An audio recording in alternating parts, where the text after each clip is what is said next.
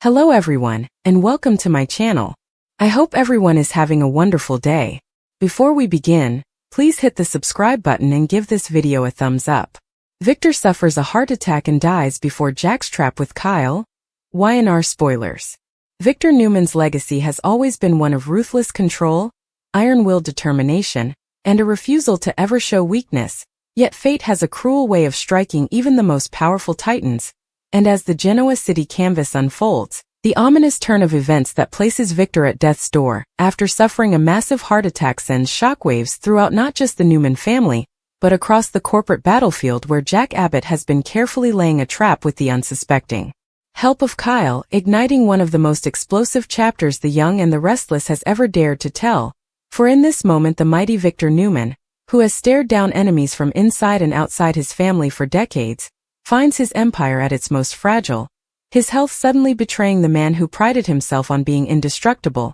and this catastrophic health crisis strikes at the very same time that Jack Abbott and Kyle Abbott are executing their boldest plan yet, a maneuver designed to finally expose Victor's manipulations, underhanded schemes, and the secret web of deception that has recently entangled Genoa, Newman Enterprises, and all the alliances that bridge the two powerhouses, which means every heartbeat Victor struggles to hold on to may be the one that determines whether Jack's trap springs forward in triumph or collapses under the weight of guilt, when his longtime rival is no longer strong enough to play the game of corporate chess they have waged for a lifetime. And as paramedics rush Victor to the hospital following his collapse at Newman Towers, his hand clutching his chest, his breath shallow, his voice weakening as his children scream his name, the ripple effect consumes every major player.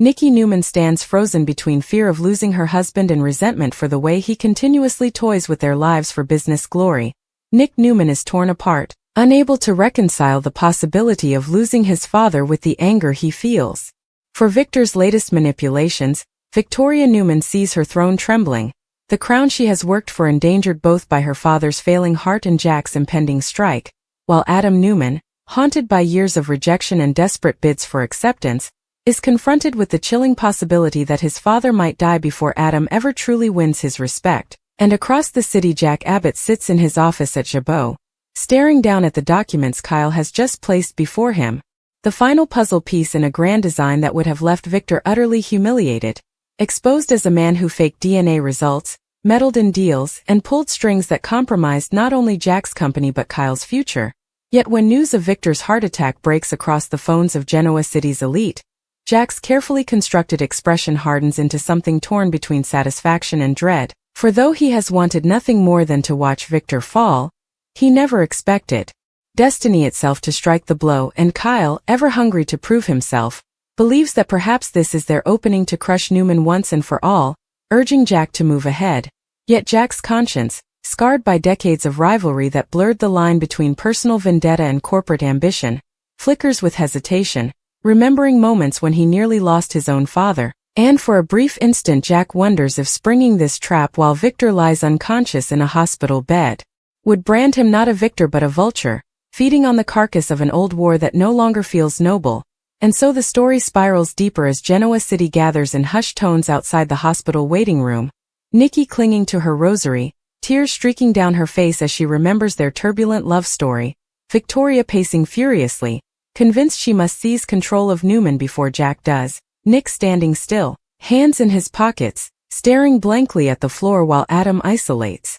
himself, whispering words no one will hear about how he never got to hear his father say, "I'm proud of you." And meanwhile, Kyle finds himself trapped between two worlds, the family legacy that tells him he must stand by his father Jack and destroy Victor, and the human instinct that questions whether exploiting a dying man's final hours is worth the price of victory. For deep down Kyle fears that Jack's obsession with Victor has already poisoned too many lives, and that maybe, just maybe, they are about to cross a line they cannot come back from. And as the hours pass, the doctor's grim update arrives. Victor's condition is critical, he may not survive the night, his heart is weak, and surgery carries enormous risks, yet the Newman family refuses to leave his side. And it is in this darkest moment that Jack, haunted by conscience and Kyle's urging, walks into the hospital, his presence sparking gasps from the Newman clan, Nikki nearly collapsing at the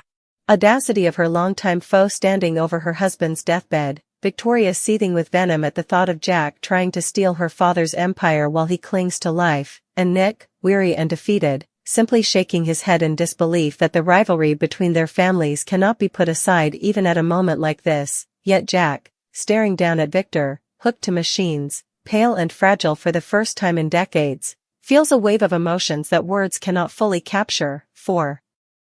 this is not just his adversary, not just the man who tormented him for years, but also the mirror that defined who Jack Abbott became, and if Victor Newman dies tonight, a part of Jack Abbott's identity dies with him, the part that thrived on battle, on one-upmanship, on the thrill of knowing his rival still lived to fight another day, and so the trap, the documents, the scheme that Kyle still clutches in his briefcase, suddenly seem less like justice and more like vengeance, but vengeance on a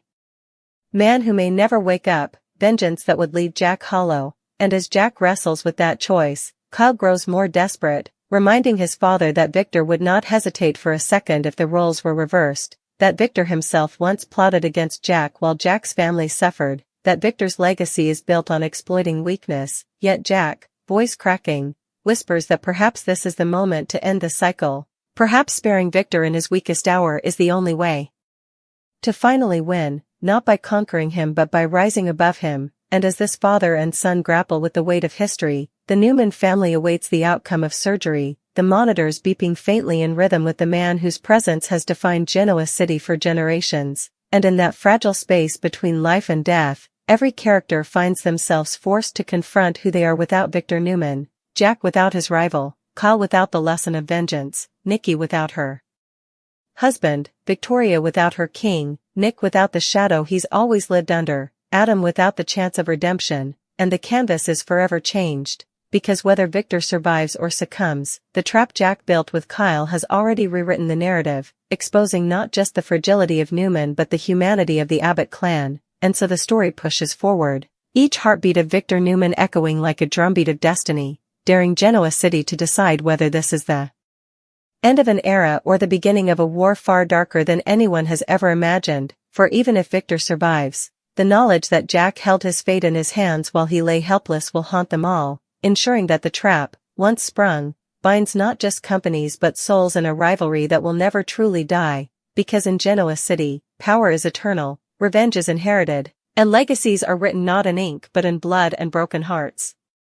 Even as the surgical team hustles Victor into the operating room, the fluorescent lights flickering coldly above, Jack Abbott remains frozen just outside the double doors, the sterile smell of antiseptic mingling with the acrid taste of guilt that rises unbidden in his throat, because this moment is not just about strategy, about corporate maneuvering or the thrill of seeing his lifelong rival reduced to vulnerability, no, it is about the fragile line that separates victory from cruelty, and Jack cannot help but see his own reflection in the pale, sweating face of Victor Newman, the same man whose shadow loomed over Jack's childhood, whose deals crushed families, whose manipulations twisted friends into enemies, and in that reflection, Jack remembers the first time he truly hated Victor, not for business, not for power, but for the way Victor made Jack feel small in his own home, made Jack feel as though every breath he drew was owed to Newman's will, and suddenly the carefully plotted trap with Kyle, the documents detailing secrets, the evidence meant to shatter Newman Enterprises, all of it feels unbearably petty, almost grotesque in the face of mortality, because no boardroom victory, no cleverly executed scheme, can undo the sight of a man teetering on the edge between life and death, and yet Kyle, standing behind Jack, shakes him out of this reverie with the desperate insistence of youth, reminding him that Victor's empire is built on cruelty, that every heart attack he has ever survived was simply another chance for Victor to tighten his grip, and that now is the opportunity to strike before Victor has a chance to recover, before he can rise again to destroy Jack or anyone else foolish enough to oppose him, and Jack feels the pull of the old fire, the thrill of outmaneuvering a foe who has been his constant shadow, the same shadow that has haunted every deal, every family gathering, every moment of triumph, yet mixed with it is a corrosive sense of unease, a moral gravity that tugs at his chest harder than any business loss ever could, for even if Victor lives, even if he survives surgery and walks out of this hospital to resume his life of ruthless domination, Jack knows that in this instant, he has glimpsed the fragility that underlies the legend, the human beating heart that cannot be bought or bargained with, And the thought strikes him harder than any boardroom defeat ever could, that perhaps all the years of war, all the battles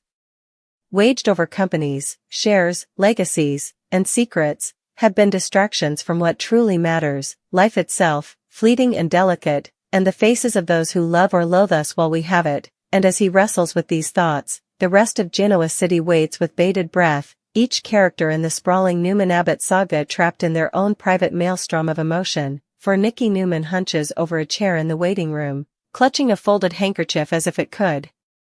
somehow catch her husband's life before it slips away, whispering desperate prayers that mix plea with accusation, asking God to save the man she loves but also questioning why he has always had to push so many people to the brink of ruin, while Victoria Newman paces, her high heels clicking like a metronome against the tile, replaying every deal she ever lost to her father, every corporate snub that reminded her she is only ever Victor's daughter when it suits him, and in her mind she calculates not just the potential succession of Newman Enterprises should he die, but the subtle shift in power if he survives, because even a weakened Victor is still Victor Newman, still a force of nature, still a hurricane that could obliterate everything she has worked for, and Nick Newman, who has always tried to live in his father's shadow while forging his own path, sits slumped in silence, his jaw tight, eyes hollow, recalling all the times Victor's choices nearly cost him everything, love, respect, freedom, and now faces the terrifying possibility that if Victor dies, a part of Nick dies too, for who is he without the man who defined him, challenged him, and tormented him in equal measure, while Adam Newman, isolated in the corner, whispers bitterly to himself, questioning if any of his attempts to earn his father's approval were ever genuine or simply the echoes of Victor's manipulations. And even as Jack considers moving forward with Kyle's scheme, he is haunted by the image of young Victor, the small boy who was both brilliant and terrifying, the boy who grew into the man who ruled the city with an iron fist, and the realization hits him like a physical blow. Victor Newman's mortality has always been invisible to them all, yet now it is undeniable, inescapable, raw, and inescapable, and suddenly the trap feels meaningless, a hollow echo in the grand narrative of a life that cannot be summed up by documents, by court filings, or by clever strategy, for life itself refuses to be